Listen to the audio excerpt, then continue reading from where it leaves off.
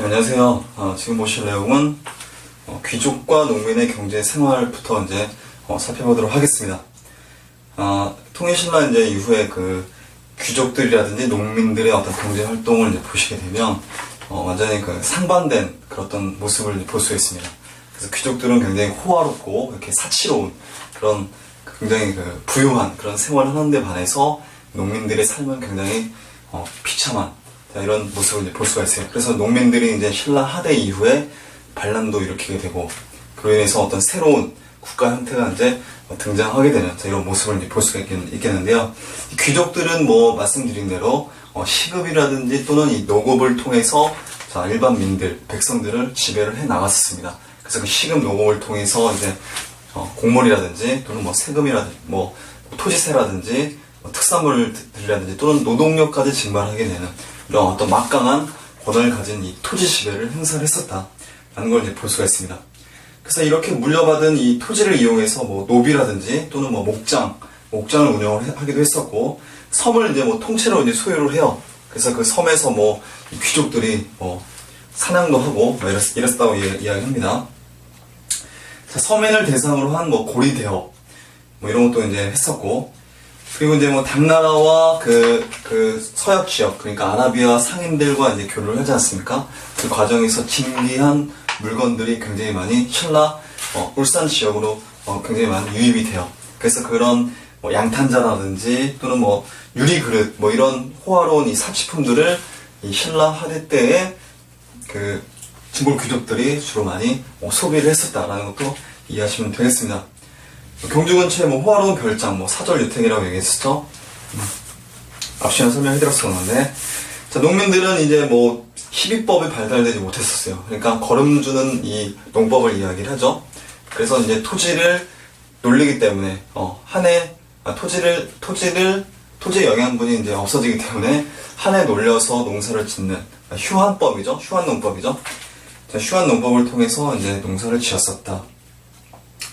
척박한 토지를 소유했었고, 그래서 이제 타인의 토지를 빌려서 경작을 해요. 착용을 한다라고 얘기하는데, 그런 농사를 이제 일컬어서 이제 소작농이라고 얘기하지 않습니까? 그래서 이제 생산량의 절반을 그 토지 소유자에게 이제 주는 이런 모습을 또 볼 수 있어요. 그래서 토지를 이제 아무래도 이제 귀족들이라든지 또는 그 지배층들이 엄청나게 많이 소유를 하게 되고, 그로 인해서 이 농민들의 어떤 몰락 현상, 이런 게 이제 가속화되는 이런 모습을 볼 수 있습니다.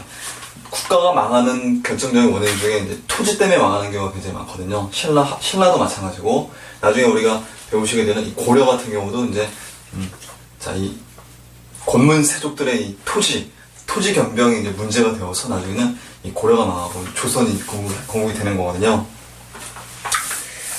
자, 그래서 이제 이들이 살기가 어려우니까 유랑민이라든지 도적으로 이제 전락을 하게 되고, 그리고 이제 부곡이라는 동네가 있습니다. 향과 이제 부곡은 이 천민들 집단 거주 지역이라고 이제 보시면 돼요.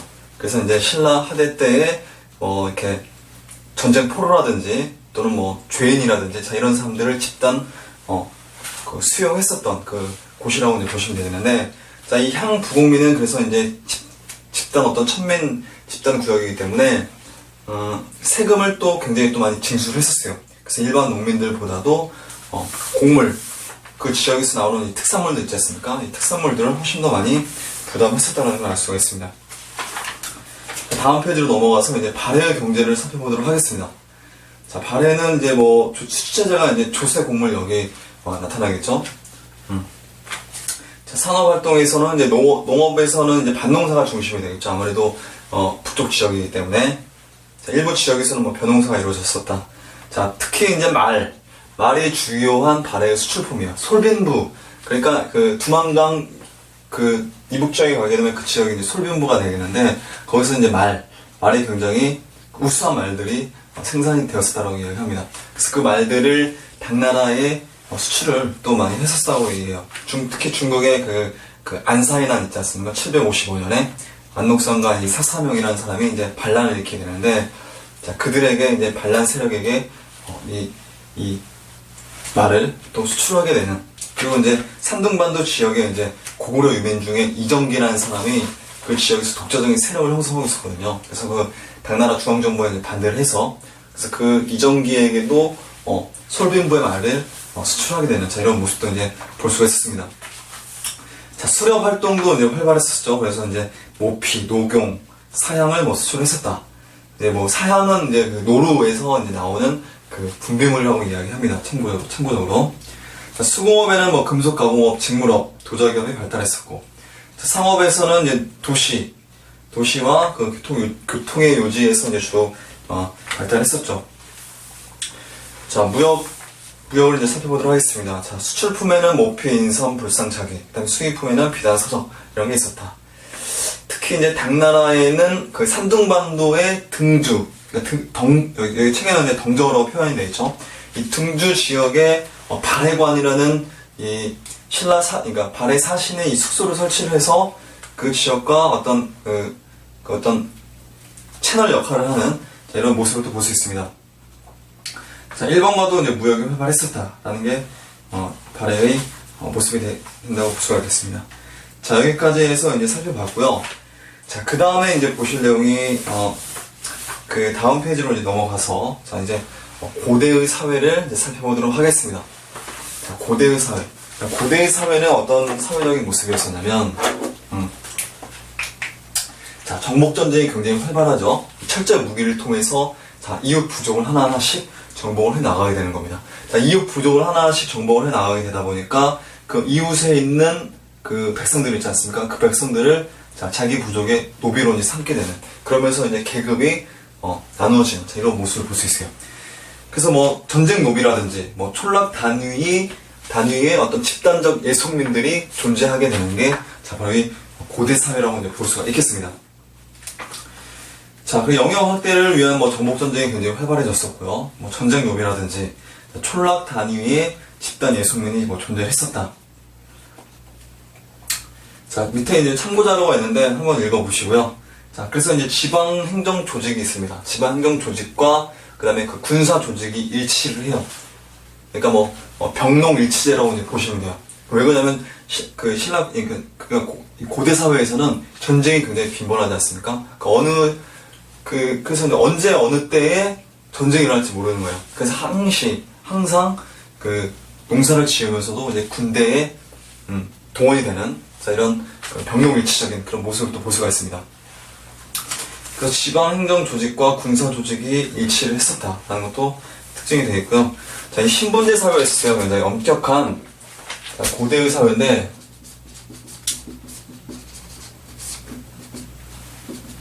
자, 신분제 사회였었어요. 고대에서는 이 왕을 정점으로 해서, 특히 이제 고구려 부여 같은 경우, 이제 그 대가가 있었지 않습니까? 우리가 앞서서 배웠잖아요. 대가에는 부여에는 마가우가 저가구가가 있고, 고구려에는 고추가 상가가 있었다 그러고, 제가 설명을 해드렸었잖아요. 이 대가 아래에 이제 그 호면이 있었다라고도 좀 말씀드렸었죠. 그 예전에 좀 언급을 했었던 내용인데, 그래서 이제 간단하게 설명하고 이제 넘어가도록 할게요. 호면이 있고, 그 다음에, 하호라는 계층이 있고, 그 다음에, 천면이 있습니다. 이 천면은 이제 보통 이제 노비가 되겠죠? 이런 식으로, 누층적인 어떤 지배체제가 형성이 되는 게 바로 이 고대사회라고 이제 보시면 돼요. 그래서 보통 이 대가와 이 호민들이 이 상층, 이 지배계층이 되어 있거든요. 이들이 이제 귀족을 형성하게 되고, 이 생산활동에 주로 이제 종사하는 이 하호가 이제 그 평민이 되어 있고, 자, 바로 이 노비, 자, 이들이 바로 이제 천민이 되겠죠. 그래서 이제 이렇게 해서 이 3신분이 어느 정도 이제 구축이 되는 게 바로 이 고대사회라고 이제 여러분들이 보시면 되겠습니다. 자, 그래서 귀족, 평민, 천민, 자, 이런 식으로 해서 구성이 되어 있는데, 자, 귀족은 왕족과 부족장 세력이 귀족으로 편성이 되었었죠. 그래서 정치, 경제, 사회적인 특권을 누렸다. 평민은 이제 대부분 이제 농민, 정치, 사회적으로 제약을 받았었고, 세금을 이제 납부를 하고, 이제 노동력도 증반하는 등, 이제 이 대가라든지 호민의 어떤 그 지배를 이제 받았었다라는 걸 이제 보시면 되겠습니다. 자, 생활에 빈곤했었고요. 천민은 대부분 이제 노비가 되겠고, 그래서 전쟁 노비라든지, 형벌 노비라든지, 뭐 빚을 갚지 못하는 이 부채노비라든지 이런 노비들이 있었습니다. 그리고 지배층들은 이러한 특권을 누리기 위해서 이제 율령도 반포를 했었죠. 율령. 그러니까 법을 이야기하죠. 법률과 이제 명령을 얘기하는 건데, 법을 통해서 이 하층민들을 통제를 하고 이제 간섭을 하게 되는 거예요. 그들이 이제 사람을 죽이거나 이렇게 물건 훔치거나 하지 않습니까? 굉장히 살기가 어려우면 그럴 경우에 이제 강력하게 법으로서 이제 다스리겠다, 통제를 하겠다는 얘기죠. 자, 개인의 능력보다는 친족의 사회적 위치에 따라서 신분이 결정이 된다. 그러니까 고대 사회로 가면 갈수록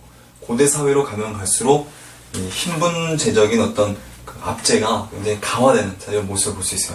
그래서 고대 사회에서 이제 그 중세, 근세, 그다음에 뭐 근대로 이제 오면 올수록 개인의 어떤 신분이 좀 자유로워지는 이런 형태의 모습을 또 볼 수가 있습니다. 그래서 오른쪽에 보시면 그 사진 자료가 있죠. 고구려 귀족의 모습이라고 해서 안악사무분, 지금 황해도 안악 지역에서 이제 발견된 이 고분이 되겠는데요. 지금 보시게 되면 가운데에 있는 사람이 이제 귀족이에요. 오른쪽 사이드에 이제 이 귀족을 보좌하는 하층민이 있죠. 이걸 통해서 알 수 있는 게 뭐냐면, 고구려의 그 귀족들의 어떤 호화로운 이런 모습을 또 알아볼 수가 있습니다. 자, 삼국 사회의 모습을 이제 살펴보도록 하겠습니다. 자, 지배층은 왕족인 계르부 보시죠. 계르부, 연노부, 순노부, 간노부, 전노부 이렇게 있었는데, 그래서 이제 이 계르부, 연노부, 순노부, 간노부, 전노부들이 이 가를 이룬다고 말씀드렸었잖아요. 그래서 그 가를 이루는데 대표적으로 고추가가 있었고, 상가가 있었죠. 그래서 고추가, 상가가 그 바로 밑에 사자, 조위, 선인이라는 이 관리를 거느리기도 했었다라는 걸 제가 설명을 해드렸었습니다. 자, 지배층은 이렇게 있었고, 피지배층은 평민, 천민 이렇게 있었죠. 아까 설명해드렸던 내용이고, 형법이 굉장히 엄격했었어요. 반역자는 화형에 처한 뒤 다시 참형에 처한다. 가족은 노비로 삼는다. 살인자는 적에게 항복한다. 전쟁에서 패한 자는 사형에 처한다. 도둑질한 자는 12배로 배상을 한다. 일책 12법이에요. 고구려 사회의 모습인데, 부여에서 제가 말씀드렸었잖아요. 사조목의 법이 있었다고. 그 사조목의 법에서 일책 12법이 있었지 않습니까? 이걸 통해서 알 수 있는 게 뭐냐면, 고구려가 부여의 전통을 계승했었구나 라는 걸 또 알 수가 있었죠. 남의 소와 말을 죽인 자는 노비를 삼았다. 자, 오른쪽에 기마전을 하는 고구려 무사의 모습이 있는데, 길림성, 지금의 지반 지역에서 발견이 된 지반의 삼실총이라는 이 무덤에서 발견된 이 고분 벽화라고 이야기합니다. 굉장히 기마전을 통해서 알 수 있는 게 뭐냐면, 고구려인들이 굉장히 전쟁을 좀 이렇게 장려하고 굉장히 좀 호전적이었음을 이제 알 수가 있다라고 또 볼 수가 있죠. 자, 그 다음에 이제 다음 페이지로 넘어가도록 하겠습니다. 다음 페이지에 보면 이 진대법이란 말이 나오는데, 진대법도 제가 설명을 해드렸어요. 자, 고국천왕 때 실시가 됩니다. 농민들 구휼 정책이에요. 자, 그러니까 AD 194년에 당시 재상이었었던 이 을파소를, 그러니까 고국천왕이 을파소를 등용을 해서 그 재상 을파소가 이제 건의를 해서 이제 진대법을 실시하게 되는 겁니다. 그래서 이제 또 봄에 춘궁기지 않습니까? 이 보릿고개 때에 이제 백성들에게 곡식을 빌려주고, 가을에 추수기 때에 약간의 이자를 붙여서 이제 받는 이 제도가 바로 진대법이다 라고 이해하시면 되겠습니다. 고구려의 진대법이 농민 구휼 정책의, 우리나라 농민 구휼 정책의 이 효시라고 이제 보시면 돼요. 그래서 이제 고려시대 때 흑창의창으로 이제 계승이 되고요. 조선시대 때 환곡, 사창제로 명칭이 이렇게 바뀌어서 이제 계승이 된다라고 이제 이해하시면 되겠습니다. 자, 그래서 가난한 농민을 구제하기 위해서 국가 재정과 국방력을 유지하기 위해서 진대법을 실시했었죠.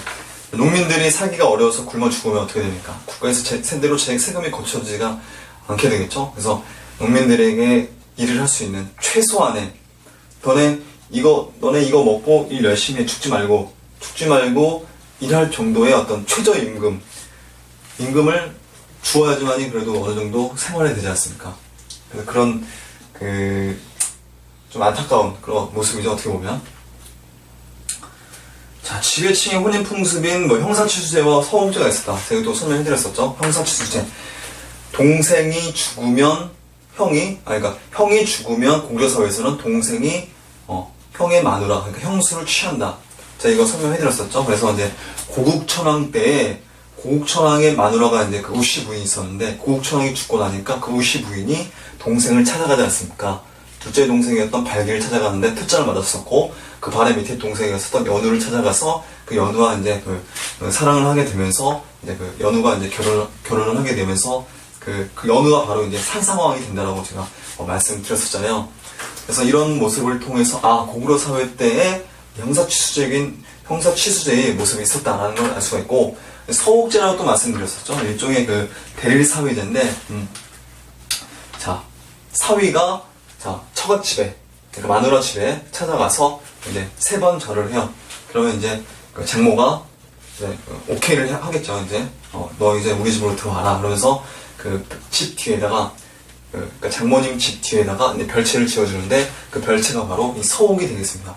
그래서 그 서옥에서 이제 아들, 딸을 낳고 장성을 하게 되면, 그 아들, 딸이 장성을 하게 되면 다시 이제 남편 집으로 가게 되는, 자, 이런 모습이 바로 고구려 시대 때의 그 서옥제의 풍습이다 라고 볼 수가 있겠습니다. 자, 그 다음에 이제 백제의 사회 모습을 보도록 하겠습니다. 백제는 지배층이 이제 왕족이 이제 부여씨가 되겠죠? 부여씨가 되겠고, 그리고 이제 그 8개의 성이 있어요. 대성 8족이라고 얘기하는데, 해씨, 진씨, 목씨, 사씨, 연씨, 협씨, 국씨, 이런 성씨들이, 8개의 성씨들이 그 백제의 지배층을 형성을 했었다라는 것도 이해하시면 되겠습니다. 그 산성시대 전기에는 근초고왕에서 아신왕 때까지. 그래서 이때는 주로 이제 그 왕족이 이제 부여씨가 되겠고, 그 다음에 그 왕비족을 진시에서 주로 많이 배출했었어요. 진시에서 주로 배출했었는데, 이 전지왕이 있지 않습니까? 그 아신왕의 뒤를 이어서 아신왕의 태자가 이제 전지왕이 되겠는데, 이 전지왕 때부터 누구의 지지를 받게 되냐면, 해씨 세력들의 지지를 받게 돼요.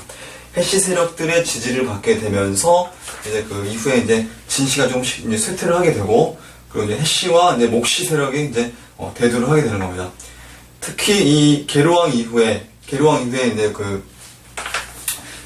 계로왕 이후에 이제 수도를 그 한성 지역에서 이제 저기 웅진 지역으로 이제 천도를 하게 되지 않습니까? 그 웅진 지역으로 천도하는 그 과정에서 목씨 세력이 굉장히 많은 활약을 했었다라고 이야기해요. 그래서 이제 문주왕이 천도하는 데 있어서 이제 좀 기여했었던 목현 만치 이런 사람도 있는데, 어쨌든 이 한성 시대 후기 전지왕에서 이 계로왕 시대 때에는 이 해씨와 목씨 세력이 좀 대두를 했었다. 자, 그리고 나서 이제 이 웅진 지역으로 천도하지 않습니까? 웅진 지역으로 천도해서 또 이제 잘 해보려고 했었어요. 잘 해보려고 이제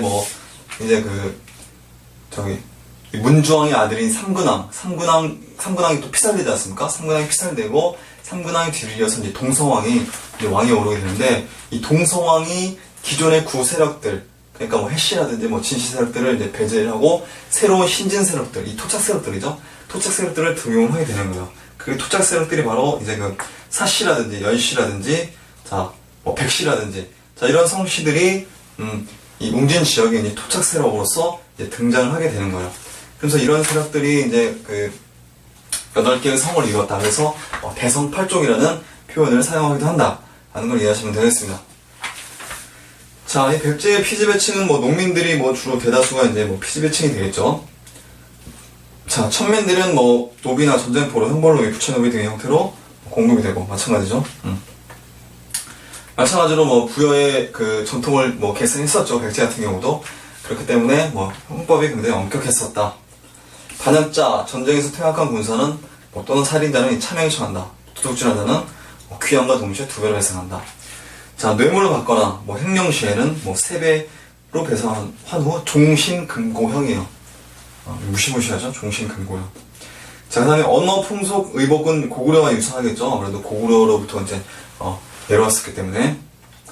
자, 말타기나 활쏘기, 투호, 바둑, 장기 이런 풍속이 있었다라는 것도 이해하시면 되겠습니다. 자, 그 다음에 신라의 사회 모습을 살펴보도록 하겠습니다. 신라에는 그 화백회의라는 게 있죠? 화백회의. 자, 만장일치예요.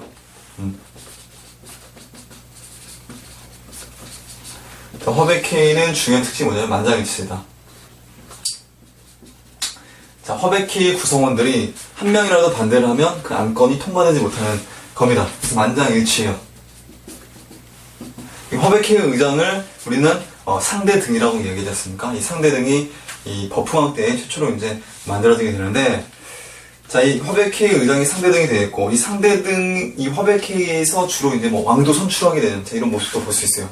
그래서 왕권이 좀 비교적 약했을 때에는 이 상대등의 권한이 좀 강화되는, 자, 이런 모습을 볼 수 있습니다. 자, 귀족은 뭐 대등이죠. 이거 귀족회의의 이제 구성원이 되겠고, 자, 국가의 중요한 그 의사를 결정합니다. 그래서 만장일치제. 자, 국왕과 귀족 간의 권력을 수절한다. 뭐 화백회의죠. 그 다음에 이제 뭐 골품제가 되겠습니다. 신라 사회에서 이제 골품제. 자, 골은 이제 그 왕족이 되겠고요. 품은 이제 그 귀족들이 되겠죠. 네, 그 육두품에서 이제 한 육두품, 1두품에서 1두품까지 있지 않습니까? 그래서 골은 이제 진골 귀족들을 얘기하고요. 네, 품은 1두품에서 6두품까지 얘기하는데, 골과 품으로 이렇게 구분해 놨다는 얘기는 신라 사회의 엄격한 신분적인 그 폐쇄성을 나타내는 그 단어라고 보시면 되겠습니다. 그래서 이제 이 골품제가 언제 성립을 하게 되냐면 중앙 집권 국가로 이제 신라가 이제 발전해 나가지 않습니까? 중앙 집권 국가로 발전해 나가게 되면서 기존에 신라는 처음엔 육부천으로 시작을 했었잖아요. 6개의 부족이. 6개의 부족으로 시작을 했었는데 그 6개의 부족이 세력화, 그러니까 세력이 커져 나가는 그 과정 속에서 세력이 굉장히 큰 부족은 이제 육두품으로, 세력이 좀 작은 부족은 뭐 이렇게 사두품으로, 더 작은 부족은 뭐 1두품으로, 이렇게 해서 각 부족의 세력이 이렇게 각 두품으로 나눠졌다라고 보통 이렇게 해석을 하기도 합니다. 그래서 중앙집권 국가로 발전하는 그 과정에서 족정 세력을 중앙의 지배체제 속에서 이제 편제를 하게 된다. 그래서 6세기 후반과 이제 7세기 전반 사이에서 이제 주로 완성이 됐다라고 이제 보시면 되겠는데요. 자, 이 진덕여왕 이후에 이제 성골이 이제 사라지게 됩니다. 제가 앞전에 그 설명을 해드렸었죠? 자, 뭐 진흥왕이 있지 않습니까? 자, 이거 설명해드렸었는데, 진흥왕의 아들이 동륜이 있고, 네, 금륜이 있지 않습니까? 자, 그 왼쪽에 그 표가 이렇게 나와있죠? 자, 보시면 이제 동륜이 있는데, 동륜의 그 직계들, 자, 동륜의 이 직계들을 보통 우리가 학계에서는 자, 성골이다라고 이제 주로 이제 해석을 합니다. 다른 의견도 물론 있어요.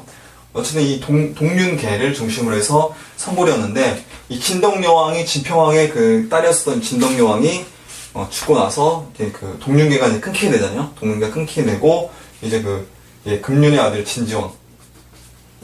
자, 진지왕의 아들 용춘의 아들 이제 춘추. 자, 이 김춘추가 진골 출신 최초의 이제 왕으로 이제 등극을 하게 되면서 성골이 끊게 되는, 자, 이런 모습을 볼 수 있습니다. 자, 성골과 진골은 뭐 그래서 이제 뭐 왕족이 되었는데, 자, 진골에는 뭐 왕비족인 박씨 세력이 있었고, 박씨에서 주로 이제 그 왕비를 많이 배출했었다고 얘기해요. 그 다음에 뭐 가야계에는 뭐 김유신 세력이 있었죠. 김유신이 이제 나라가 이제 망하지 않습니까? 금강가야가 망하고 나서 김유신의 그 가문들 있지 않습니까? 김유신의 가문이 이제 그 신라 중앙의 진골 귀족으로 편입이 되는, 자, 이런 모습을 볼 수 있어요. 그리고 이제 뭐 고구려 왕족의 그 안승도 마찬가지로 이제 진골 귀족으로 편입이 되었었고요. 자, 그 다음에 족장 출신의 뭐 귀족 가문이 6두품에서 1두품으로 뭐 구성이 되었었다. 뭐 설명해 드렸었죠. 자, 그래서 특징을 보도록 하겠습니다. 수도인 뭐 왕경인을 대상으로 했었다. 그죠?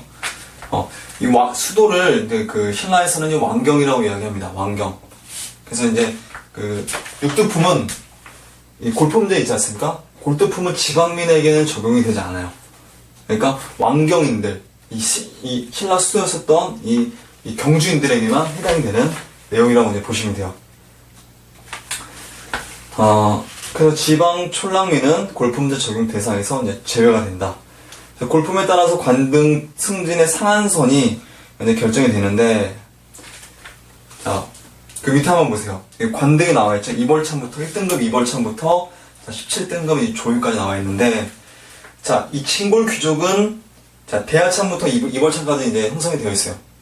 그러니까 자, 대하창부터 칭골 귀족 있지 않습니까? 칭골 귀족은 자, 조위부터 2벌창까지의 그 관직에 임명이 될 수가 있는 겁니다. 아시겠죠? 무슨 내용인지? 그 다음에 이제 6등품까지는 어디까지밖에 못 올라가게 되냐면, 자, 아참까지밖에 진급을 하지 못해요. 그리고 이제, 5등품은 이제 대남아, 그 다음에 이제 그 4등품은 이제 대사, 4등품 아래 뭐 3등품이나 2등품, 1등품은 그 평민화 되었다라고 이제 보통 이야기를 합니다. 그래서 이런 식으로 해서 그 복색도 이제 나누게 되죠. 자색, 비색, 청색, 그 다음에 황색. 자, 이런 식으로 해서 자, 관등에 따라서 복색도 이제 달리한다. 라는 또 이해하시면 되겠습니다. 자, 그리고 이제 저기 오른쪽에 보시게 되면 또 이제 관직명이 나와 있죠. 뭐 중령, 중시, 실황경, 도독, 사신, 군태수, 현령 이런 식으로 해서 그 관직이 어느 관등에 해당되는지도 여러분들이 참고적으로 이렇게 보시면 되겠습니다. 자, 그래서 뭐 참고자료 밑에 뭐 골품제 생활 규정에 대해서 이렇게 나와 있는데 한번 읽어보시고요. 그 다음에 이제 보실 내용이 이제 화랑도에 대해서 살펴보도록 하겠습니다. 화랑도. 자, 화랑도가 되겠는데요.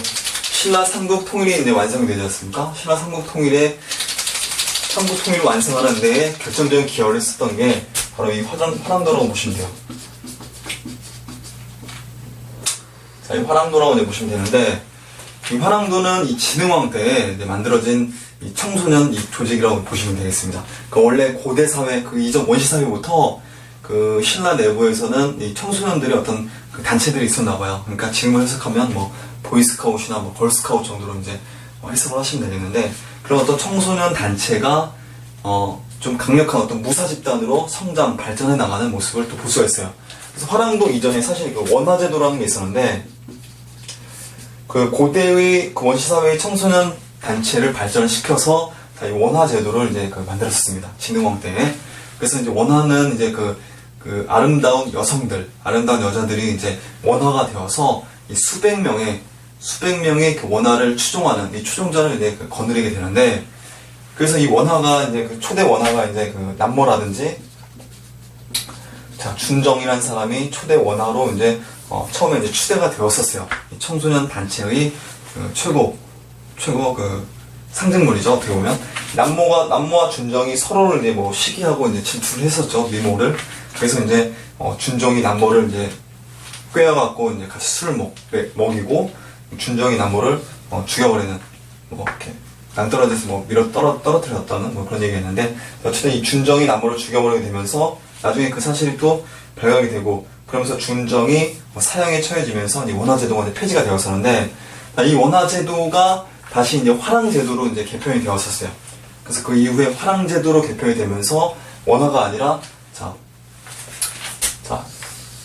원화는 이제 여자가 이제 임명이 되는 거잖아요. 여성이. 근데 그 남자 청소년이 이제 화랑으로 임명이 되어서 이제 그 화랑도라고 이제 새로 이름을 붙여갖고 이제 청소년 단체가 이제 조직이 되었죠. 그래서 초대 화랑이 바로 이제 그 위화랑이 되는데, 위화랑이라는 사람이 되는데, 그 위화랑의 이름을 따서 그 화랑도라고 이제 보통 이야기를 하게 되겠습니다. 그래서 이제 그 화랑도는 어떤 식으로 구성이 되어 있냐면, 자, 화랑이 있어요. 자, 화랑이 있고, 화랑을 추종하는 그 낭도로 구성이 되어 있습니다. 그래서 화랑을 추종하는 화랑은 이제 한 명이 되어 있고, 낭도는 이 화랑을 추종하는 이 낭도는 수백 명에서 한 수천 명 정도라고 이제 보시면 되겠습니다. 그래서 이제 낭도에는 보통 이제 6득품, 자, 6득품을 중심으로 한 이 귀족들이 이제 주로 있겠고, 화랑에는 뭐 진골 귀족들, 6득품에서 뭐 이렇게 뭐 한 4득품까지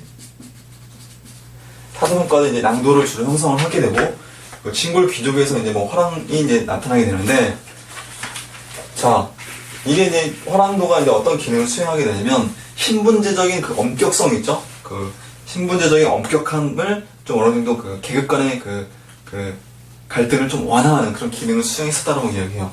왜냐면 이 낭도 안에는 육두품도 있고, 뭐 오두품도 있고, 사두품도 있고, 그다음에 뭐 진골 귀족도 사실 뭐 들어있거든요. 그래서 진골 귀족들이라든지 또는 뭐 각 두품들이라든지 이런 세력들이 이런 그 아이들이 청소년 시기 때부터 서로 우애를 다지고 이제 뭐 산천을 뭐 이렇게 유랑을 하기도 하고, 그다음에 뭐 군사훈련도 이제 받게 되면서 강력한 무사 집단으로 성장하게 되면서 이제 그 국가에 충성하고 이제 전쟁터에 나가서는 이제 물러섬이었고, 자 그러면서 이제 신라 삼국통일의 어떤 기틀을 신라 삼국통일을 이루는데 결정된 기여를 하는 자 이런 모습도 볼 수 있습니다. 자 뭐 이렇게 해서 뭐 이렇게 만들어졌고, 자 낭도가 한 명이었고, 그래 뭐 진골 출신이 있었고, 화랑이 한 명이었었고, 그 다음에 승려 낭도가 한 명 있었고, 그 다음에 뭐 수천 명의 낭도가 있었다라는 걸 여러분들이 이해하시면 되겠습니다. 자 다음 페이지 넘어가도록 하겠습니다. 자 그래서 이제 그 계급 간의 대립과 갈등을 조절한다고 뭐 이해를 했었죠. 그래서 인재를 양성하고 삼국통일에 이바지한 많은 인물들이 배출이 됩니다. 그래서 뭐 대가를 무너뜨리는데 정복하는데 결정적인 기여를 했었던 이 사다함이라는 이 화랑도 있었고요. 그 다음에 백제를 무너뜨릴 때 오천결사대 그러니까 저희 백제의 그 계백장군 있지 않습니까? 계백장군과 일대 격전을 벌이게 되잖아요. 그 황산벌에 의해서 그때 이제 그 신라의 화랑 출신이었던 이 관창도 거기서 이제 전설을 하게 되고, 김유신 이런 사람도 대표적인 화랑이다라고 여러분들이 이해하시면 되겠습니다. 자 삼국통일에 이바지한 그래서 많은 인물들이 배출되었었고요. 그 다음에 뭐 세소국이라는 그 화랑이 지켜야 할 규범이 있어요. 자 세소국에 그 오른쪽에 아니라 왼쪽에 보시게 되면 신라 화랑의 5가지 계율이라고 나와있죠. 그래서 뭐 사군이충, 그다음에 뭐 사친이요, 교우이신, 임전무태, 사생유택 이런 식으로 나와있는데, 자 임금을 뭐 충성으로서 뭐 섬긴다, 뭐 부모를 뭐 효로서 뭐 섬긴다. 그다음에 뭐 친구들 사이에서는 뭐 신의가 뭐 신의로서 뭐 사귄다. 그다음에 뭐 전쟁에 임하는 데 있어서는 뭐 물러남이 없어야 된다.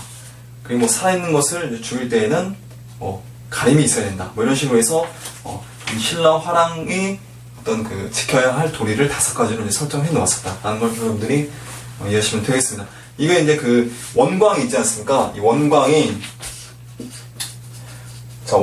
이제 세소고개를 지었다라고 얘기하는데, 이 원광은 그 수나라에 608년에 수나라에 그 고구려를 공격해달라고 요청하는 이 걸사표로 유명한 그 승려가 바로 원광이 되겠죠?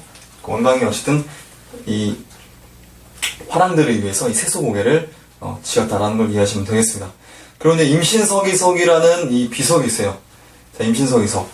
그래서 이 2명의 화랑이 3년 동안 그 예기, 그 다음에 춘추, 서경, 자, 이런 어떤 유교 경전을 익힐 것을 이제 맹세한 내용이 되겠습니다. 그래서 유교 경전을 학습을 함으로 인해서 뭐 국가에 대한 어떤 충성심을 다지는 자 이런 그 비석이라고 이제 보시면 되는데, 자 1934년도에 경주에 금장이라는 동네에서 이제 발견이 되었었다라고 이야기합니다. 이 임신서기석이. 그래서 지금은 이제 그 경주 박물관에 소장이 되어 있는데, 어쨌든 이 임신서기석을 통해서 이제 그 화랑도의 그 모습을 또 우리가 알아볼 수가 있었죠.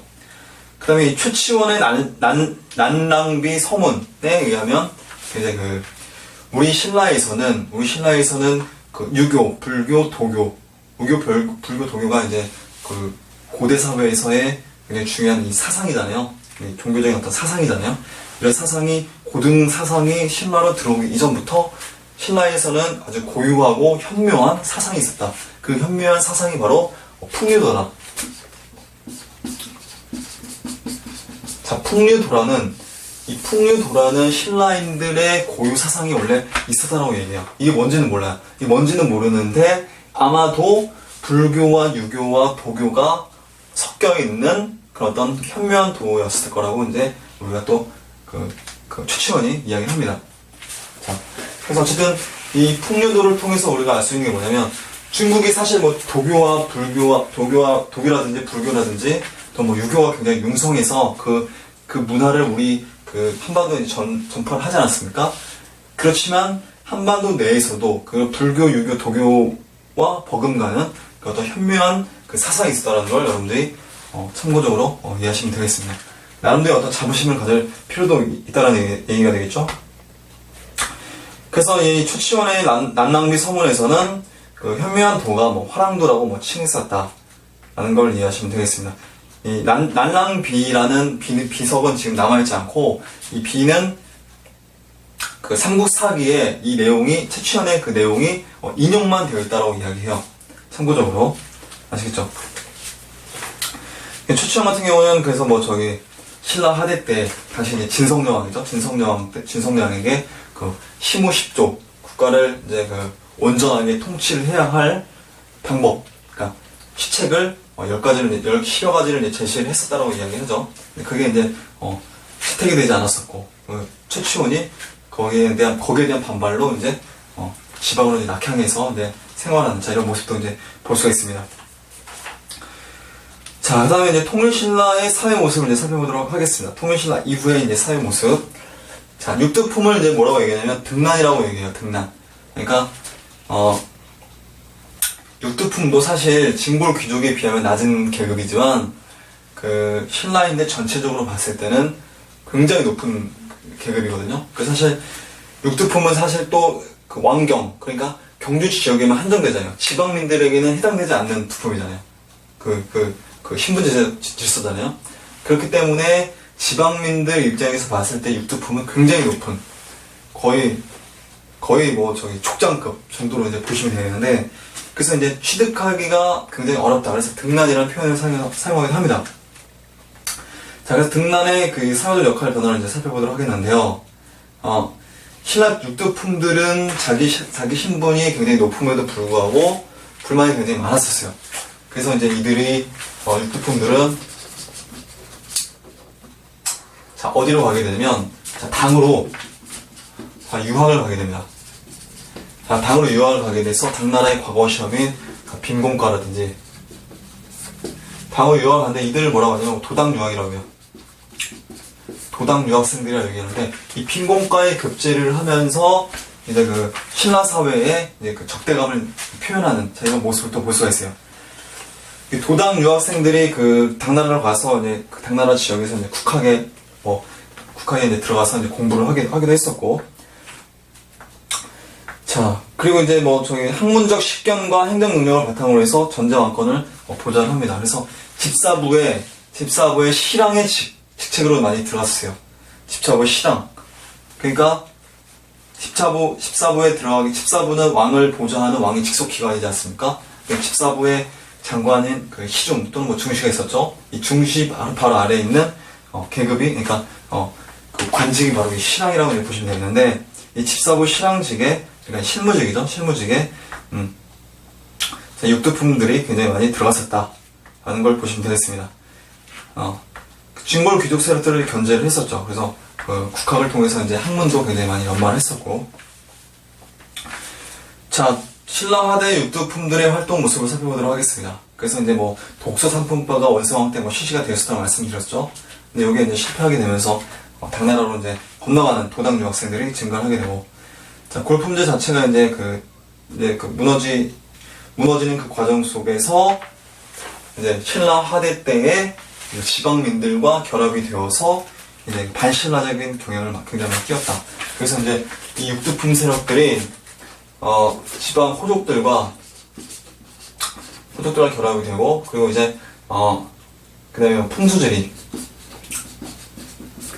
풍수지리라든지 또는 선종, 이런 종파들과 이제 결합이 되면서 이제 그 신라가 새로운 사회, 새로운 국가를 건설하는 데 결정적인 기여를 하게 되는 이런 모습을 또 볼 수가 있습니다. 자, 선종 호족과 결합하여서 반신라적인 경향이 굉장히 많이 증가를 했었다. 그래서 최승우, 이런 사람들이 대표적인 육두품인데, 견훤에 협조를 해서 이제 견훤에 기부를 했다라고 얘기해요. 최원희 같은 사람도 있는데, 신라가 망하고 나서 이제 고려의 이제 관리로서 이제 들어가게 되는 이런 모습을 볼 수 있습니다. 자, 그 다음에 뭐 최치원의 심호 10조가 뭐 건의되었었는데, 진성녀한테죠. 건의되었었는데, 채택이 되지 않았었어요. 채택이 되지 않고, 최치원은 거기에 불만을 품고, 각 지방을 이제 관직에서 물러나고, 각 지역을 유랑을 하다가, 이제 그 합천의 그 해인사에 들어가서 이제 여생을, 보내서 그 지역에서, 거기서 이제 학문 연구도 했었겠죠. 그러면서 거기서 이제, 어떻게 죽었는지 몰라요. 어떻게. 죽었다라는 그 기록이 없기 때문에. 어쨌든 해인사로 마지막에 들어갔었다. 최치원이. 자, 뭐 독서상품과에 대해서는 뭐 앞 시간에 제가 설명해 드렸었죠. 그 상품, 중품, 하품으로 나누는 이 과거제 효시라고 제가 설명해 드렸었습니다. 자, 그 다음에 이제 그 다음 페이지로 넘어가도록 하겠습니다. 자, 다음 페이지 보시게 되면, 통일신라의 그 촌락 구조라고 해서 나와있죠? 그래서 이 촌락을 다스리고 있는 이 촌주가 있었다고 제가 말씀드렸잖아요. 이 촌주가 이제 토착 세력가가 되겠는데, 이 촌주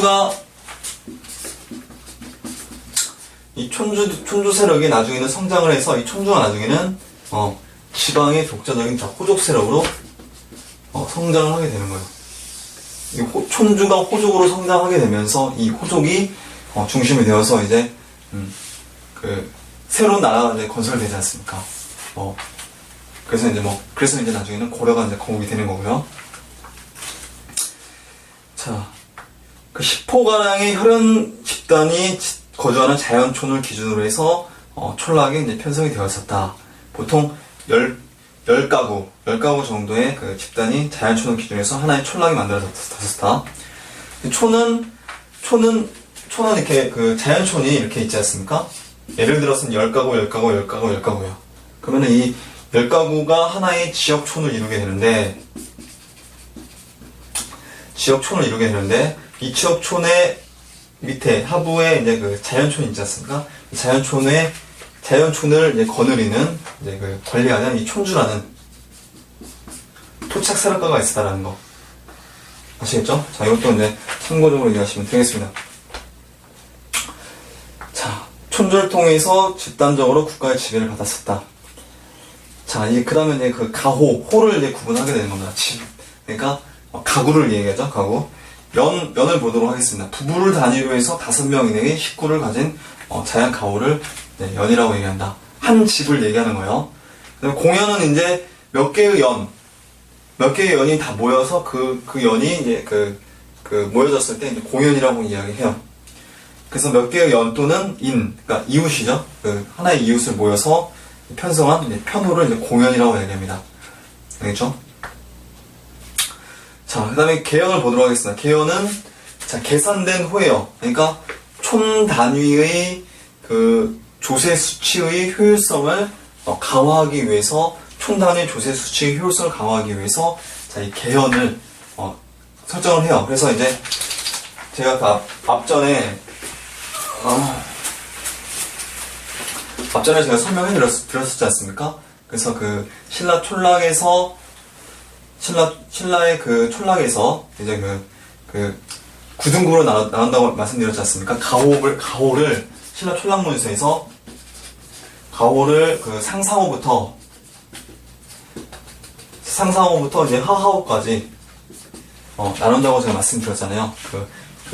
각 호의 그 인구수에 따라서 인구가 많으면 이제 상상호, 각 호마다 인구가 적으면 하하호로 이제 편성을 하게 되는데, 이 상상호부터 하하호까지 중에서 이제 중상호를 이제 그 6분의 6으로 이제 설정을 해요. 그리고 이제 상상호가 이제 6분의 그 중상, 중하가 되겠죠? 그다음에 하상, 하중, 하가 되겠는데, 6분의 6, 6분의 5, 4, 3, 2. 중간에 중중이 있죠, 중중이. 중상이 6분의 6이 되어 있고, 중중이 6분의 5.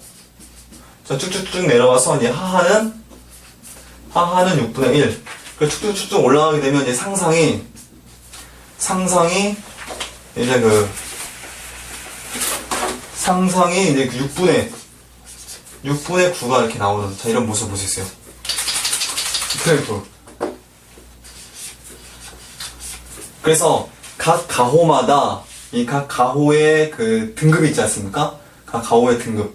각 가호의 등급에 맞게, 각 가호의 등급에 맞게, 자, 이걸 이제 곱해주게 돼요.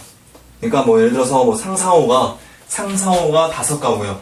상상호 5가구면 상상호에다가 6분의 9를 이제 곱하게 되는 겁니다. 상상호에다 6분의 5가구. 예를 들어 중상호가 뭐 예를 들어 뭐 3가구예요. 3가구에다가 이제 6분의 6을 이제 곱하게 되는 겁니다. 자, 이렇게 되면 뭐 계산을 하게 되면 이제 그 6분의 이제 18이 되겠고, 자, 이걸 계산하게 되면 6분의 45가 되겠고, 그죠? 갑자기 수학이 나오는데. 어쨌든. 자, 이렇게 해서 이 가구 수를 합해요. 그러니까 가구 수를 합하는 게 무슨 얘기냐면, 이게 이게 이제 3이 되지 않습니까? 이게 7 나머지 3이 되겠고, 맞죠? 6, 7, 40이니까 7 나머지 3이 되겠고, 그러면 이걸 더하면 10 나머지 3이 되는 거예요. 그러니까 요게 뭐가 되냐면 이 계연이 되는 거예요. 그냥 계산된 호가 되는 거예요. 그래서 각 촌마다 이렇게 계산을 해요.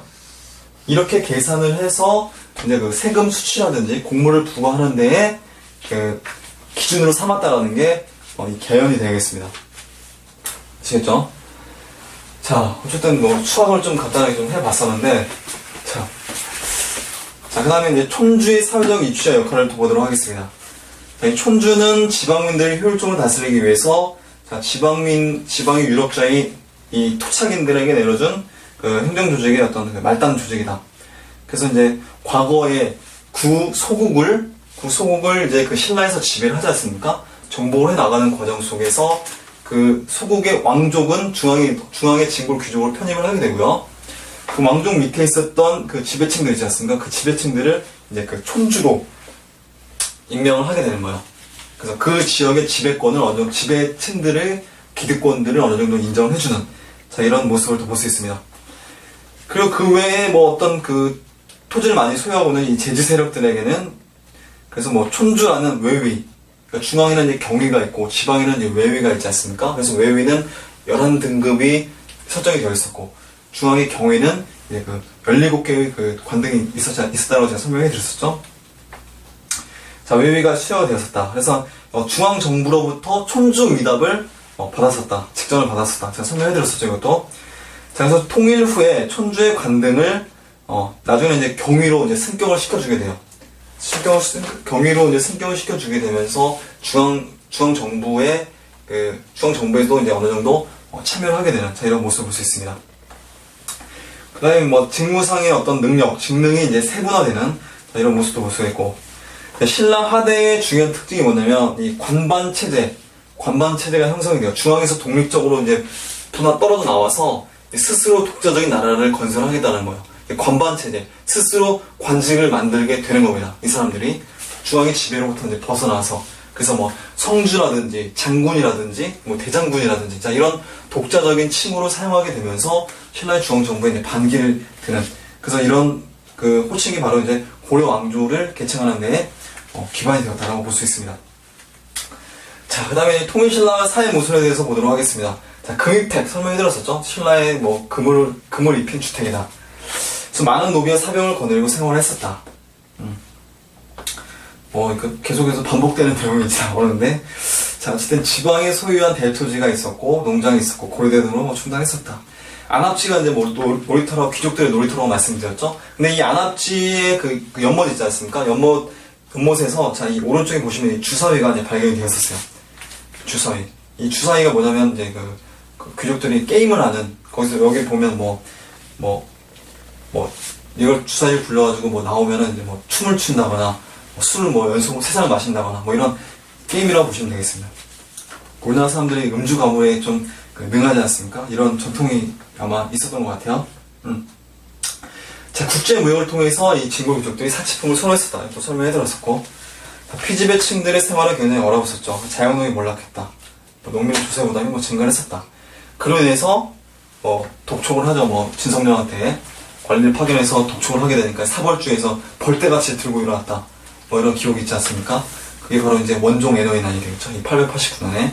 자, 그걸 이제 진압을 하게 되고, 그리고 그 이후에 그 영향을 받아서 이제 적고적의 난, 그 신라 그 경주 인근에서 그 빨간색 바지를 입은 이 세력들이 들고 일어난 뭐 이런 난도 있었고, 자, 고달산의 뭐 농민 항쟁, 이거는 이제 그 김범문 있지 않습니까? 김원창의 아들 김범문이 고달산 지역의 산적이었었던 이 수신과 수신이라는 사람과 합세를 해서 이제 그 신라 중앙정부의 반기를 드는, 자, 이런 반란이라고 보시면 되겠습니다. 자, 이런 난 등으로 해서 지배체제가 뭐 무너지는, 자, 이런 모습을 볼 수 있습니다. 자, 오른쪽에 이제 포석정이라고 있는데, 이 포석정에서 이제 그 술 있지 않습니까? 술을 이렇게 흐르는, 자, 이 계곡처럼 이 술이 흘러서 거기서 이제 그 막걸리를 이제 떠서 마시듯이 뭐 이렇게 귀족들이 이렇게 먹었다라고 이야기합니다. 참고적으로. 자, 여기까지 해서 수업을 마무리하도록 하겠습니다.